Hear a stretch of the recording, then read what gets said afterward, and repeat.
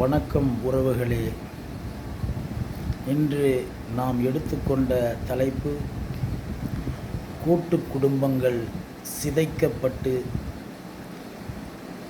இன்பத்தை இழந்து பல குடும்பங்கள் இன்று சீரழிந்து கொண்டிருக்கிறது. இது யாரால் எவரால் என்பதை சற்று நாம் உன்னிப்பாக பார்க்க வேண்டும். திருமணம் முடித்த ஆண் பெண் இருவரும் வாழ்க்கையை தொடங்க ஆரம்பிக்கிறார்கள். அப்படி தொடங்கும் பொழுது ஒரு ஆணால் எந்த சூழ்நிலையிலும் ஒரு குடும்பத்தை கெடுக்க மாட்டான். அவன் தன் மனைவியினுடைய குடும்பத்தை கூட தன் குடும்பமாகத்தான் நினைத்து அவர்களோடு நட்பு பாராட்டுவான். ஆனால் பெண்ணாகப்பட்டவள், அவளுடைய மனநிலை அப்படி இல்லை.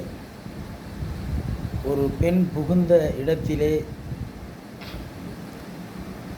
சரியான முறையிலே கணவனுடைய குடும்பத்தை அரவணைத்து செல்ல முடியாமல் கணவனை துன்புறுத்தி தினந்தோறும் சண்டையிட்டு அவனை அந்த குடும்பத்திலே இருந்து பிரித்து தனி குடித்தனம் என்ற ஒரு சூழ்நிலைக்கு அழைத்து செல்கிறார்கள். அப்படி அழைத்து செல்லப்படும் பொழுது வாடகை வீடு எடுக்க வேண்டும். சம்பாதிக்கின்ற பணத்தை எல்லாம் வாடகை வீட்டுக்கும் கரண்ட்டு பில்லுக்கும் மற்றும் குழந்தைகளினுடைய படிப்புக்கும் செலவாகி போகும். இவர்கள் இருவரும் வேலைக்கு செல்லும் பொழுது குழந்தையின் மனநிலை பாதிக்கப்பட்டு அந்த குழந்தை எந்த ஒரு உறவு முறை இல்லாமல் வளர்ந்து மனநிலை பாதிக்கப்படும். இது மிகவும் மோசமான ஒரு கலாச்சாரத்தை நம்மளுடைய இப்பொழுது இருக்கின்ற பெண்கள் கொண்டு செல்கின்றார்கள். இதை யாரும் மறுக்க முடியாது. இந்த சூழ்நிலை சரியில்லை. நாம் கூட்டாக குடும்பமாக இருந்தால்தான் நமக்கு ஒரு மதிப்பு.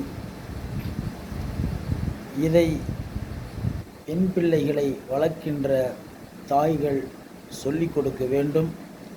இன்று பல பெண் பிள்ளைகளுக்கு உணவு சமைக்கவே தெரியவில்லை என்றால் அவர்கள் புகுந்த வீட்டில் சென்றால் என்னென்ன பிரச்சனைகள் வரும் என்பது அனைவருக்கும் தெரியும்.